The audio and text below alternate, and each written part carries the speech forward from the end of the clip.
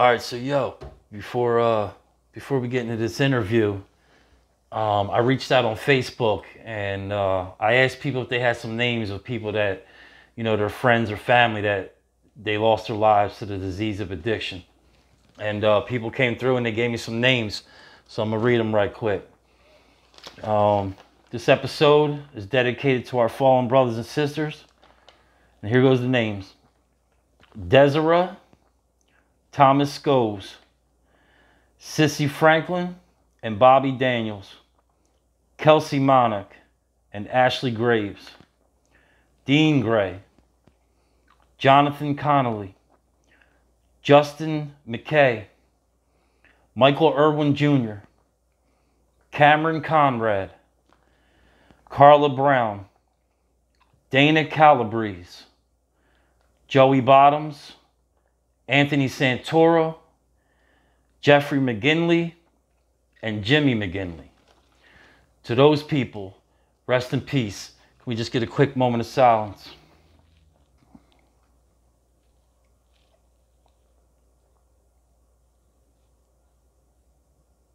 What's going on, everybody? Welcome to Truth Addiction, the channel that deals with the disease of addiction and all the ways it manifests itself. I am a recovering addict, and my name is Brian. I suffer from a disease which is incurable, progressive, and sometimes fatal. It can, however, be arrested at some point, and recovery is then possible. Sitting here with my man DeAngelo. What's going on, man? Hey, man, it's a good day, man, to be clean. Man, it's way more than I could even express, like what the fellowship has presented itself to me, the gifts. Yeah. I thank you, bro, for having me. I don't know, man. I really don't, man. Like the feelings I get when I talk about what we suffer from, this disease of addiction, man. The joy, I've been talking about the freedom that it brings, man. Like the amazement on every day, on just simple things, man. Like, my daughter, man. Yeah, we're gonna get into that. Okay. We're gonna get into that. Okay. But I feel you. I feel where you're at, man. So we're gonna get in this interview. So what I do, man, is I got some questions I ask people, man. You know what I'm saying? And you said you agreed to answer them, so that's what we're going to do. Before we get into that, hit that like button for me and hit that subscribe button at the bottom of the video. Help me carry this message, All right, so before we get started, man, would you like to introduce yourself and tell us how long you've been clean, man? I'm a grateful recovering addict named DeAngelo. I have 82 days. Congratulations, man. That's good shit. It's almost miraculous, right? All right, so we're going to get into this, man. So tell us where you were born, where you were raised, and a little bit about your early childhood, man. So I was born in Lewis, Delaware, at BB Hospital, like I was in the foster care for the first 5 years of my life. So I didn't know my parents. So I woke up to life in the foster care. And unfortunately, I was being molested by a football player. This is when you were young. How old were you then? 5 years old. So wait. So you didn't even know your parents at that time. Your real parents. Mm-hmm. So your earliest memory is you're in a foster home with this football player. Was that like a married couple or like? No, she was single. The mother of the football player was single, and oh, so it was the football player's mother. But it was the football player doing the molesting. Right. So when I woke up to life, I woke up to trauma. I woke up running. I didn't know until later years when my mother came and got me from the foster care that was my mother. And I didn't know my father at the time. How old were you then when your mom came into the picture? 6. 6. 6 years old. What? Now, do you remember? Was there any like drugs prevalent in that household, or? There was none. Okay. There was no drugs. So your mom get you back into her life? She did. She did. So how's that early on? What's that first couple years like? Do you remember? I do remember. My mom was a hard worker. She worked 2 jobs. She had epileptic seizures. I didn't know this until later years, but when she got herself together and got remarried and got on the medication that would, sustain her, she got all of my siblings back together in one house, and that was in Wilmington, Delaware. And life was good. Life was good. My mom spoiled me rotten. And life was good, man. But I never knew my father. I didn't know my father. I didn't meet my father till I was 14 years old, bro. Same here, man. I was like 13, 14, man. 14 years old when this guy comes up for Christmas with some gifts, like Santa Claus, and he says, "I'm your father." And I said, "I don't know you. Right. I don't know you. Who are you?" And that was my first introduction to my father. And then maybe 2 years later, my mother was struggling because she had got a divorce, and she couldn't take care of all 4 of us. So she asked the 2 youngest ones to go live with my father. Right. Now, my brothers had been through some traumatic episodes with my father's wife. So she was abusive. Okay. So when they came to Wilmington, we all got together. And I had resentments towards my mom when she made this decision. Why would you? My question was, why would you put me and the 2 youngest ones in an environment where that the lady was abusive? Yeah. So I carried that resentment for many years. But by the time that I got down there to my father's, which is in Dover, Delaware, he had kind of made he made some major changes in the way his household was ran. Now, was your dad, was there any drugs going on with your dad? No. So basically your mom and your dad, no drugs going on. No drugs. Okay. So let me ask you this. So do you remember what high school you went to? Did you graduate? Funny story. Not funny. It's not funny. It's funny, but it's not funny. Yeah, it's funny, but it's not funny. Yeah, I got a lot of those stories. So I was in Dover High School, all-state soccer player, honorable mention basketball player, and I ran track. Damn. Okay. Both of my brothers was all-state soccer players. So my 11th grade year was it started out an amazing year. It started out amazing. I made all-state my 11th grade year in soccer. But through yeah. Anyway, so I was introduced to cocaine. How old were you then? I was 17. So you're still in school. Yeah, I was in my 11th grade year. So I was introduced. This young man, I looked up to him. He was a chemist at DuPont chemical plant in Wilmington. He was dating my sister, and he was dating another young lady at the same time. And I looked up to him. He had a beautiful home. He had 2 brand new cars, and he used to rent the gym so we could play basketball. And, we would go over to the girlfriend's house and have good dinners. But little did I know, the curiosity in me. And I never really, I gotta say this, I never really respected none of my brothers as my older brothers, because that's just the kind of young man I was. I wanted to make my own path. And any of them getting the drugs at that point? No, I was the first one. So nobody in your family is fucking with drugs? No. It gets. No, I mean up to this point. No, not up to this point. So real quick though, did you end up graduating in high school? I did not. Okay. So the first time I tried cocaine, freebasing, something happened. Something happened, and I didn't know how traumatic it would be, but it was traumatic. It was a change. It was a mind, body, and spirit change. Something clicked, and it connected the dots that never been connected. And I knew then that it was going to be a problem, but I didn't know what kind of problem it was going to be. Right. I didn't know what kind of problem it was going to cause me, man. So fast forward, so I go back to school. Matter of fact, I didn't even go back my senior year. I was in and out of school, running up and down the highway, chasing this ghost, and I didn't know where it was gonna go. So let me ask you this: describe, go more in depth, and describe that feeling of when you first put that in your body. What'd that feel like?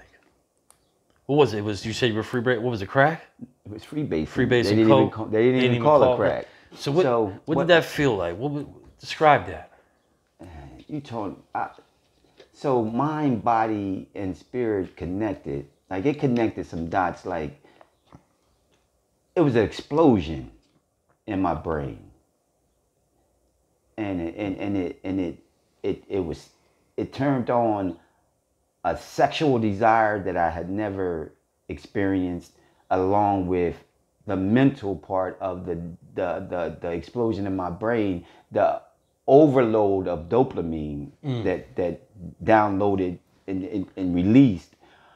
I was literally sliding down the refrigerator, and I thought some other stuff had happened physically that never had happened before. Right. So did you get this sense of like, was it like an everything is gonna be okay kind of feeling now? Like, in other words, was it like you know, like, see, I described the first time I got high, right? And it was like, it was this feeling of like the hands of fucking God wrapped around me and was like, this is the comfort I found, that comfort that I've been seeking. Is it something like that? No, it was totally different. Okay. I'm talking about like, it released like this. It wasn't even an inner peace. It was an outer body experience for me. Like, was it a scary? Like, was it a scary kind of feeling? It was an explosion. Like it was like an atomic bomb went off. Well, I smoked crack before. I know that explosion you're talking about. I've had that fucking explosion. So you know, back in the 80s, it was a little different. The drug was a little different. It was more, you know, in a pure form. And like I don't want to use the terms that what happened, but like I had thought I had an orgasm. Right. Like literally. There's a lot of people that do meth because of sexual shit, because it increases fucking sexual pleasure and desire. So, I mean, I get it with that, man. So we're sitting here today, right? And we both work a program, right? Correct. And you, I know you have a sponsor, you know, and all that.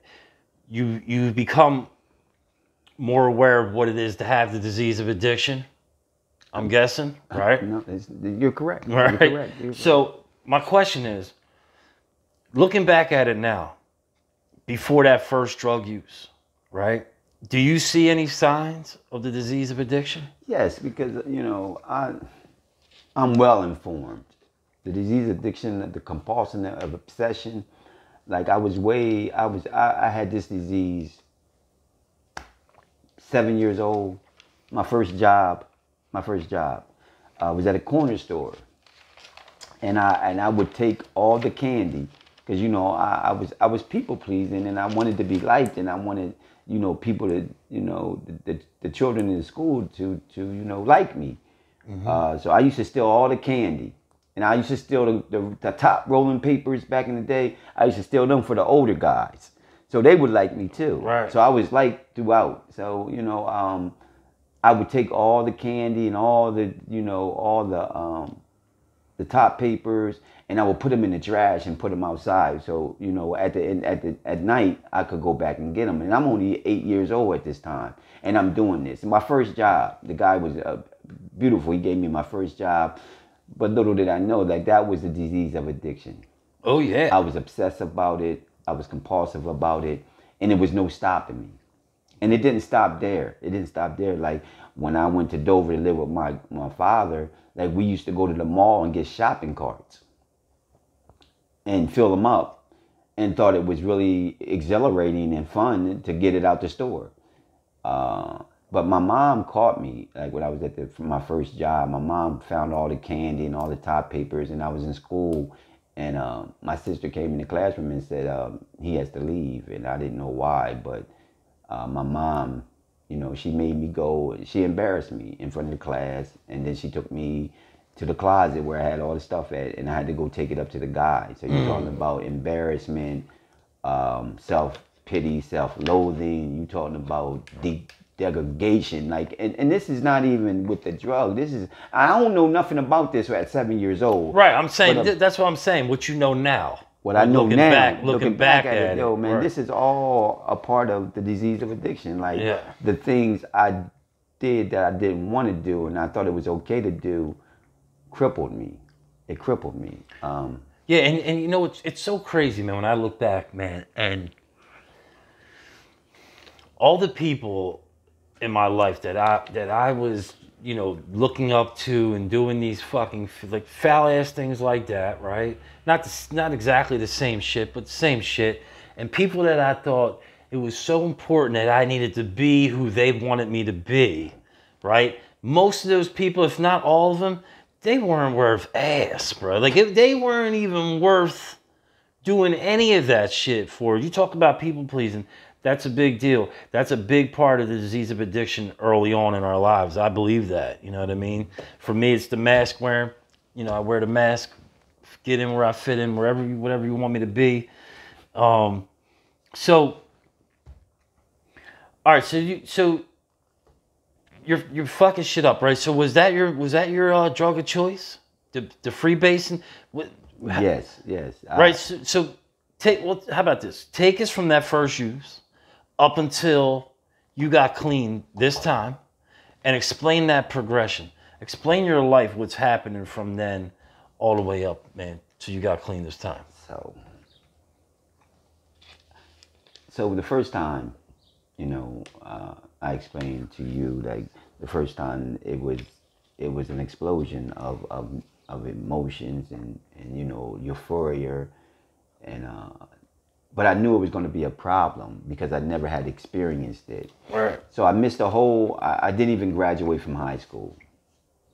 I didn't graduate from high school. My history teacher, he was the last one that I needed 2 more points to graduate, and he said he wasn't going to do it because, like, I didn't put no effort into it.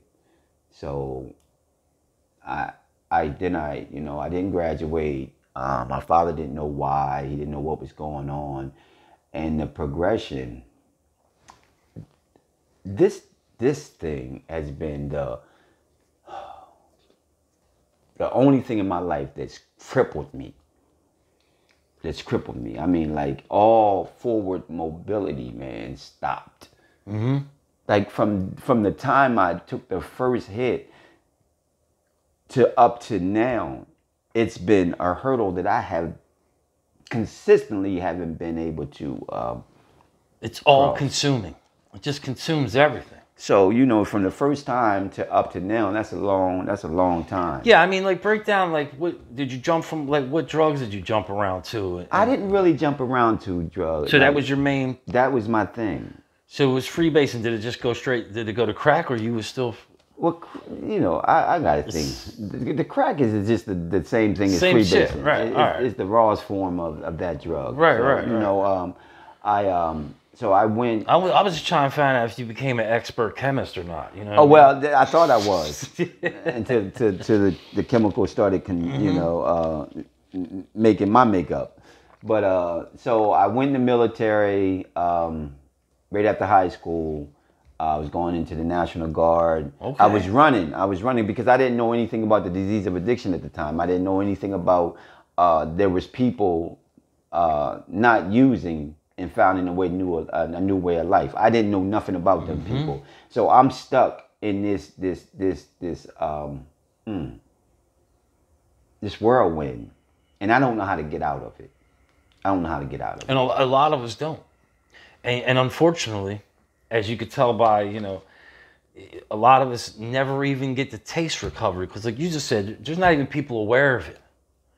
They're not even aware that there is that better way of life you're talking about. It's one of the reasons why I do this. Because you just never know who's going to be flipping through that motherfucking YouTube channel one day, and they just might, just one motherfucker, man, you know what I mean, may see it. One. And it's like, let's plant that seed, you know what I'm saying? Yeah. So, you get booted out the military because you was using it.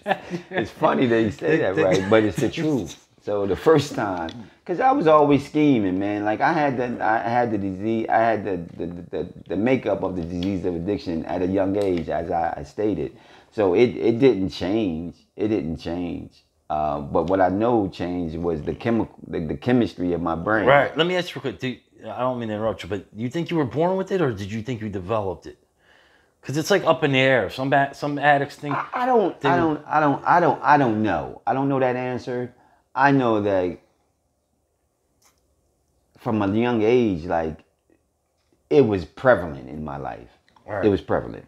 So I get kicked out of National Guards because I'm trying to pay the guy because I need glasses, so I can't hit the target. So I pay the guy $50. He over there talking to the guy, and he's stupid, bro. The dude was this an idiot. Like I'm being honest. I give him the $50 cash. He's showing it to the guy in the next foxhole. The drill sergeant taps him on the head and taps me on the helmet and said, "Get up out the foxhole." No, hold on. Wait, you was trying to pay the instructor off? I did pay him. You did. You the paid guy who scored me. So, but we laugh, right? We laugh, but right, like you talking about a failure after failure. Yeah, I get it, man. Like this thing is bigger, is greater than me. But I don't know how great it is at this point. But all I see is like in hindsight, I see the devastation of it. Right, in hindsight. In hindsight, because we tend to think that we're just a fuck up. We don't see it as it takes us a while to see it as a disease. So Brian, he tapped me on the WhatsApp. I was running from the progression of disease that I know now. I was running from it, but I couldn't have told you what I was running from when I first started using. So I get kicked out. It's degrading. It's embarrassing. My self-esteem is in the basement. My self-worth is in the basement. And I go back to Dover, Delaware with my tail between my legs. And then I found out that I had a daughter. Mm. So, so you didn't know it while you was in there? You didn't know till you got back? I knew she was pregnant. Okay. But right. I come from at this time, it was a middle-class family. My father worked hard and took care of us. We always had a beautiful home or whatever. But we talking about the disease addiction here. So I get kicked out, I go back, and this is the progression of it, right? I don't graduate from high school. That's embarrassing. I don't get to walk with my class. So my self-worth and my self-esteem is crippled. It's crippled. I mean, you're talking about coming from an all-state athlete to not graduating, to getting kicked out the military. This is the progression that I know now with this disease of addiction. Mm. So I get kicked out, I go back, I don't want to be with her, and I think my arrogance and pride and ego says I'm better than that. So I turn around the next summer and I go back in the Army. But this time full time. So this time I don't do the cheating stuff, but I'm still using in that summer and the months before I went back into full-time military. I was still smoking. I was still using the drug, and I knew it was a problem. So, but I don't know the solution. I don't have a clue what the solution is. So I go back in the military and I do well. I'm athletic. I'm half intelligent, so I do well. half intelligent. Yeah. So I do well. I do well for 2 years and a half. But unfortunately, I met this E6, E7. We out to National Training Center in California, NTC, and he introduced me to a needle. Okay. We talking about the progression of this disease now. Okay, so I don't know nothing about the fellowship that I'm a part of. I don't know is people living and staying clean and find a better way to live. So for the first time, I stick a needle in my arm with the drug in it, and it took me to another dimension. Another dimension. And I say that's a good word for it. Another dimension. Another dimension. I mainlined cocaine for the first time. And I thought, I don't know if anybody's familiar with Dark Side of the Moon. Yes. Okay. I was literally the lunatic on the grass. Mm-hmm. So, I thought this was the best thing, better than smoking. So now the hands of God wrapped you up and said, this is the shit. I got you. I got you now. I don't think the God of my understanding had anything to do with this. Well, wait, I'm just saying, I'm just using it as, I'm not saying the God of your understanding. I'm just saying how we, that moment. Like, this is the shit. I just found the shit. I'm going to tell you what happened. First time I put the needle in my arm with the drug, I was sitting on a cliff, right? And the sun was setting. And it was beautiful too. I had Pink Floyd on the I had Pink Floyd on the car in the car cassette, and I literally thought I had left the planet. Yeah. So this is another level. This is another level of the dopamine being released. It's another level. So but let me tell you the facts about it. Was after 30 days of sticking that needle in my arm, I was facing 60 years in the penitentiary. Whew. Yeah. I went in... Jails, institutions, or death, right? Correct. That's what we face. Incorrect. So I had never had handcuffs on. I had never... I don't have a juvenile record at this time. Never had a juvenile record. And 30 days later, I went... Well, in between that 30 days, I went to a jewelry store. You talking about the insanity of getting one more. And I don't know nothing about this at this time. I don't know what one more looks like. I just know that I want some more of that. Well, you got to get one. So I go in the jewelry store. I got the U.S. Army, my name tag and everything. And I go in the jewelry store and I asked the lady, I said, I want to buy a ring for my fiance. And then it was the true story. She was pregnant with my first son. But she didn't know that I was using cocaine. So I go in the store. The lady don't put the one ring on. She put the case of rings on there. And I literally walked out the store with it. No weapon, no gun, no nothing, no strong arm. I said, thank you. And I walked out the store. I jumped in the car and rode off. 30 days after that, I was in Louisiana. And if anyone's familiar with Louisiana, in the 80s, Angola was the worst penitentiary in the United States. I've heard of it. So here I am sitting in a motel and I don't know what to do.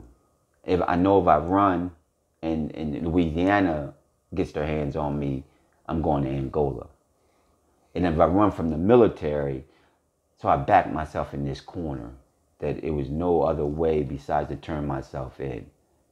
I'm Brian, I've never been so afraid in my whole life. Yeah, I can imagine. Because I never had handcuffs on.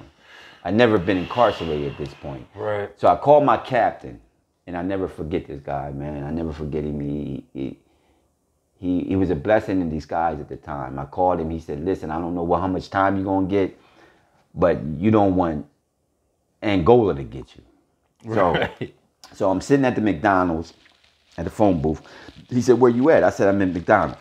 He comes get me. Fast forward, they asked me maybe 2 months later while I'm sitting in his cell, the public defender says, sign right here, Mr. Hatton, and everything else will be taken care of. It was 60 years that if I would have signed that paper that I would sign it on to. Wow.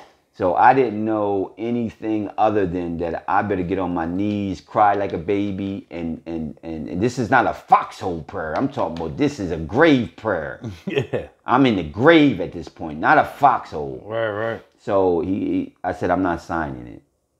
I'm not signing it. So he left. I cried. I hugged the toilet. I threw up.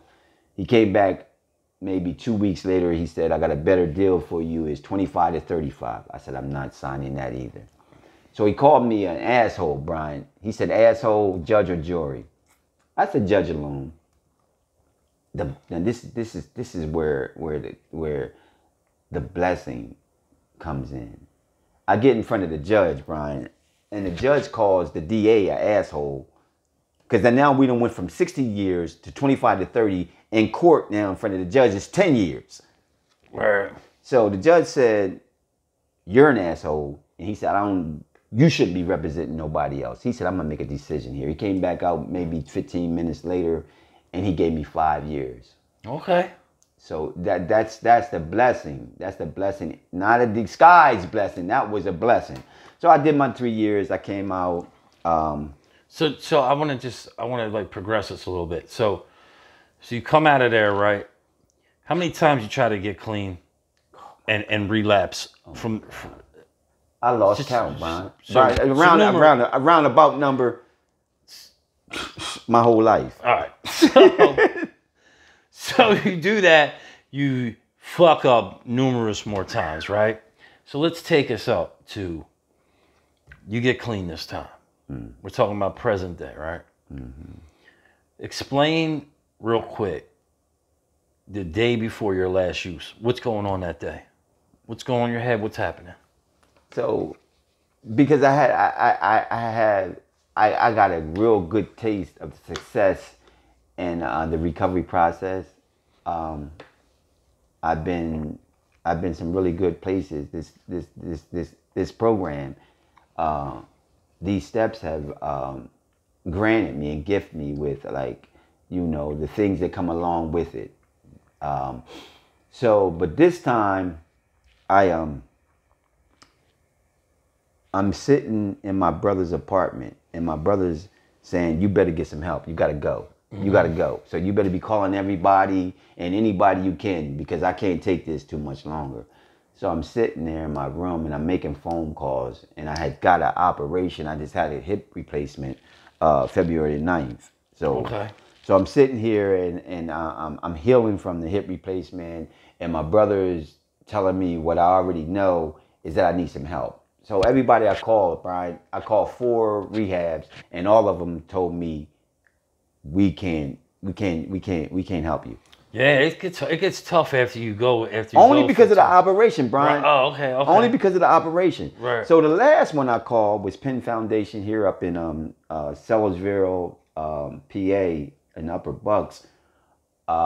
I lied. I ain't tell them nothing about it. I had a hip replacement. I got to go in. I got to save my life. Yeah, I got to save my life, Brian. So your brother gets, and that's what happens, right? I try to tell people, friends and family of fucking addicts, man, at some point you got to cut motherfuckers off. We need that. We need to be cut off. It's because, at some point it just becomes they're enabling us. They think they're loving us. Oh, he'll change. Just let me give him some more time. Maybe, this time, look what he did this time. He'll get it. But it comes down to like, you just gotta let a motherfucker go. So my brother, what I mean? My brother, a quick story. My brother used like I used, or probably worse, cocaine, and he got clean without a fellowship, And one day I'm riding down the street, and I get to talking about glorifying the drug. He stops the car and tells me to get out of his car. Yeah, get the fuck out of my car. Get out of my car. So me and my brother's been down this road before. Right. With me standing in his apartment. But I mean, like, you can only do so much, and then you get to that point. It's like, all right, I know what I gotta do. I gotta let this dude go and shit. So you enter the rehab, obviously. I entered the rehab, right? Willingly. That's a good, yeah. By choice. It has to be willingly. By choice. It's gotta be. Well, mine was only willingly after I was in such desperation, though. It's the desperation that made me willing. I can agree with that. You know what I mean? I can agree with it because I was desperate because I had I had a taste of the program. I had a taste of it, right? And it tasted good, right? You know, so you got a seed planted from before. A lot of seeds. A lot of seeds. A lot of water. And you're in it. So a lot of water, a lot of seeds. All right, so you're probably the first person I interviewed that we're kind of like at this. I mean, a lot of people relapse and all, but you have the least amount of clean time so far as the people I interviewed. So I haven't asked this question. I'll just say this to you, like, what's different? What's different? Like what? So you say what's different, right? And simply put, is a deeper level of surrender for me. A deeper level. I'm not talking about that surface stuff. I'm talking about the deep sea diving, because I've done some step work in the program that I'm at. So I write on some stuff that gets me better with DeAngelo. Mm-hmm. I looked in the mirror one day, Brian, and I was in tears. I was going through my last divorce, and I asked my higher power, I said, what am I doing wrong? He said, you don't love yourself. You love everybody and everything around you, but you don't love you. I said, where do I start? He said, how about how about liking yourself? Mm-hmm. So I started it off that way. Like when I went to Penn Foundation, man, I was searching deeply for DeAngelo. Yeah. For like. Do you think was there a DeAngelo? Like you look back at the beginning, from this conversation we just had. See, I had that in my head when I first got clean, and our stories could be different. It doesn't mean anything. I'll just give you mine real quick. I just want to say this. I had this thing in my head, like I just want to get back to being Brian. But then I came to find out probably around past my 4th, 5th step and about a couple years clean, like, yo, that motherfucker never existed. Okay. It wasn't even a thing. Like I had to actually just become who I was becoming, because there was no who I was.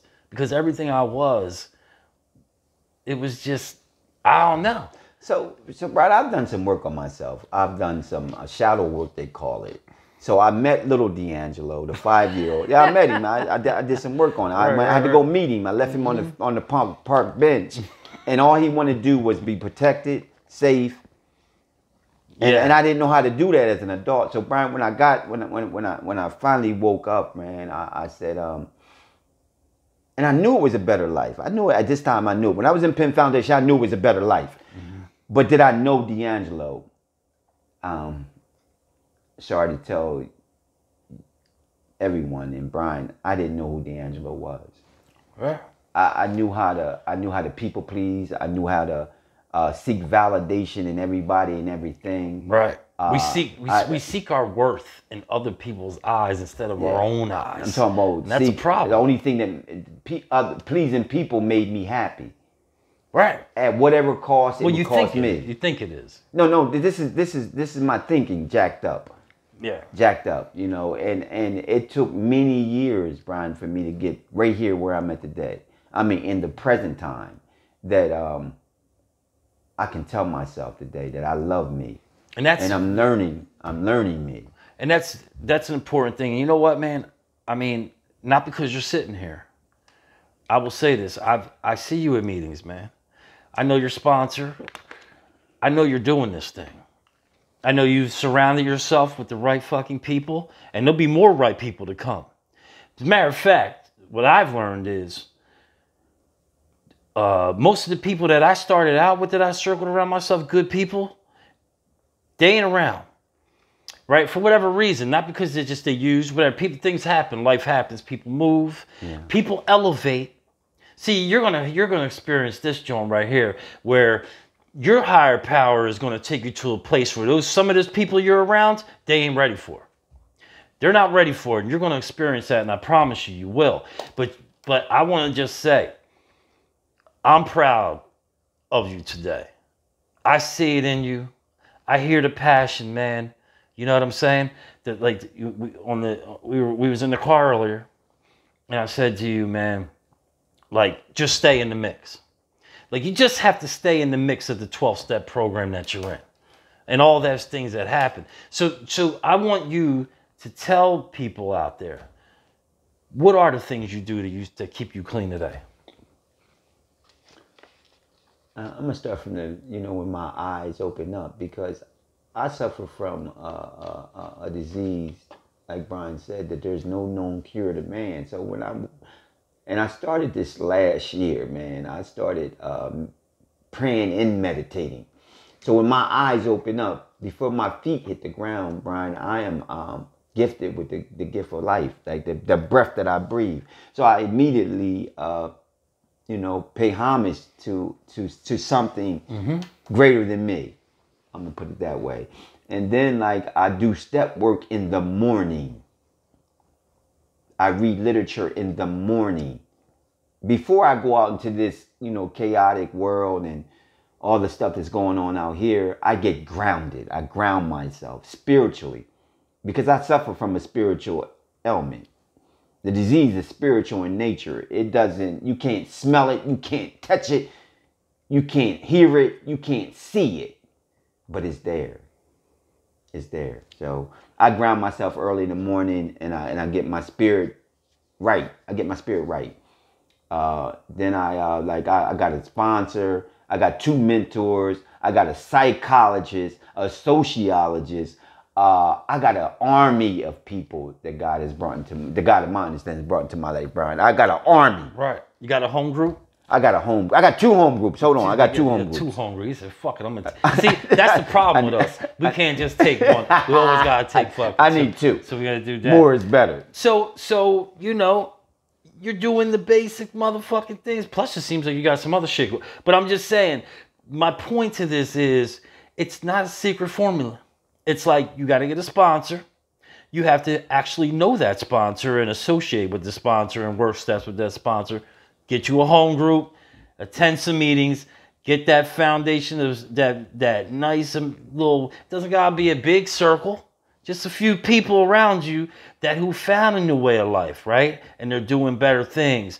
And most importantly, I think most importantly, and I ain't even religious, but most importantly, that higher power. You need that conscious contact with the God of your understanding. And I hear that coming from you too, man. So listen, we got to wrap this up. But before we do, I want you to do me a favor. I want you to look in that camera, man. And, because I know there's somebody out there struggling, bro. There's people out there right now, they're on the fence. Maybe they tried to get clean a few times. They think they're unique. They're worse than us. Dude, us two don't know what we're talking about, because they didn't get as fucked up as we did, as I did. You know what I'm saying? But anyway, them people struggle. What do you say to that person, man?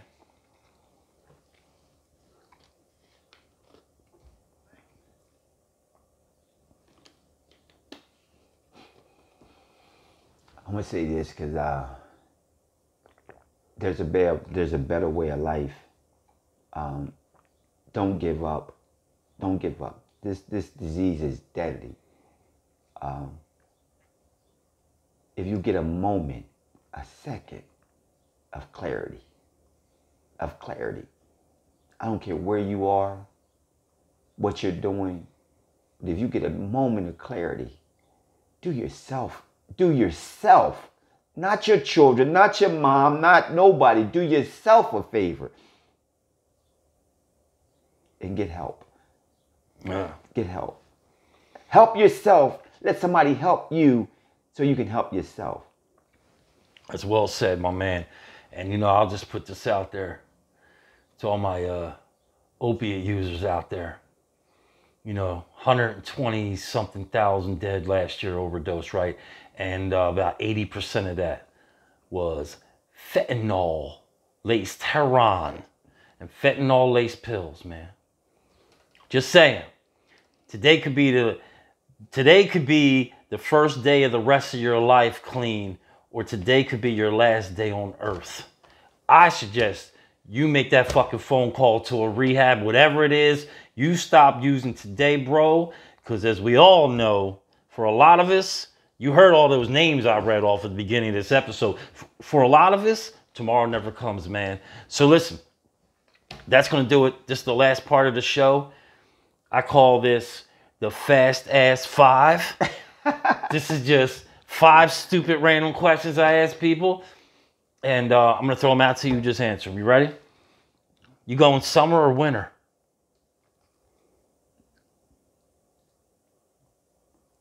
Year round. I can't get a straight answer. I'll just get year round. All right, whatever. Vegetables or candy? Vegetables. Going vegetables. Horror movie or comedy? Comedy. Comedy. All right, you're at the barbecue. You going all beef, delicious hot dog or hamburger?